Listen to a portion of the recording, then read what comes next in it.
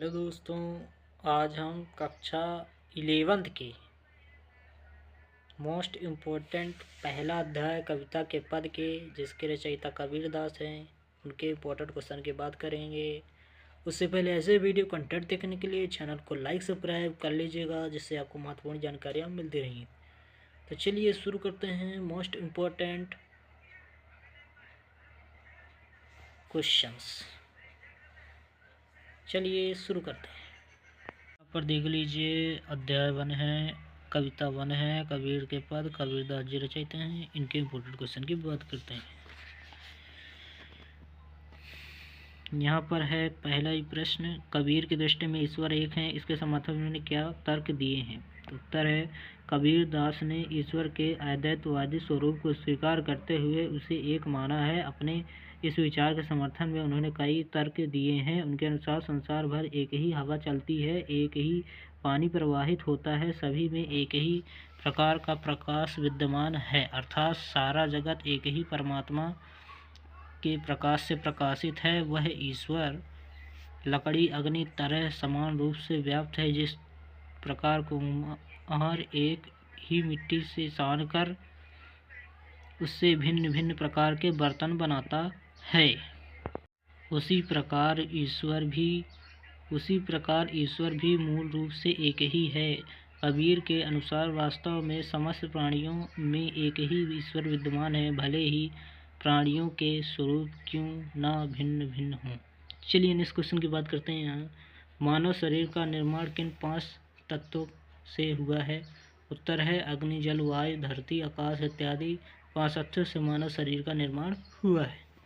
चलिए next question की बात करते हैं। यहाँ पर है चौथा प्रश्न, कबीर ने अपने को दीवाना क्यों कहा है। उत्तर है, कबीर दास जी परमात्मा के सच्चे स्वरूप के साथ साक्षात्कार कर लिया है। उन्होंने माया रूपी जगत एवं स्वयं के अंदर विद्यमान ईश्वरीय तत्व के मध्य अंतर भली भांति समझ लिया है। वे बाहरी एवं भौतिक दुनिया के मोह माया आडंबरों पाखंडों से दूर उस एक स्वरूप परमात्मा की सच्ची भक्ति में लीन हो चुके हैं।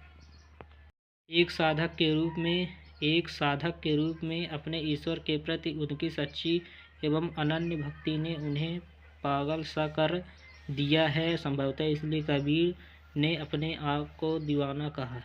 चलिए नेक्स्ट क्वेश्चन की बात करते हैं। यहाँ पर 5वां है, कबीर ने ऐसा क्यों कहा है। संसार बौरा गया है। कबीर ने संसार को पागल क्यों कहा है। चलिए इसका आंसर देखते हैं। इसका उत्तर है, कबीर के अनुसार संसार बौरा गया है क्योंकि वह सत्य पर विश्वास नहीं करता, बल्कि सच्ची बात बताने अथवा कहने वाले को मारने के लिए दौड़ता है। झूठी बात पर सहज रूप से विश्वास करता है। वह संसार के सभी प्राणियों में एक समान विद्यमान ईश्वर के एक ही स्वरूप को अस्वीकार करते हुए उसे पेड़ पत्थरों पुस्तकों में ढूंढता फिरता है।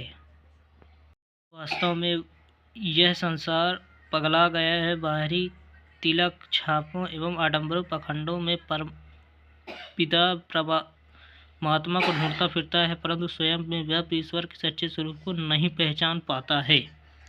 चलिए नेक्स्ट क्वेश्चन की बात करते हैं। यहाँ पर आखिरी क्वेश्चन है, परमात्मा को पाने के लिए कबीर किन बुराइयों से बचने की सलाह देते हैं। तो उत्तर है, कबीर दास जी के अनुसार यदि मनुष्य मोह माया अज्ञान पाखंड झूठा दिखावा इत्यादि बुराइयों के बच सके तो सरलता से परमात्मा का आत्मबोध कर सकता है। कबीर दास जी के अनुसार प्रभु के सच्चे साधक उपयुक्त दोषों के समावेश नहीं होना चाहिए।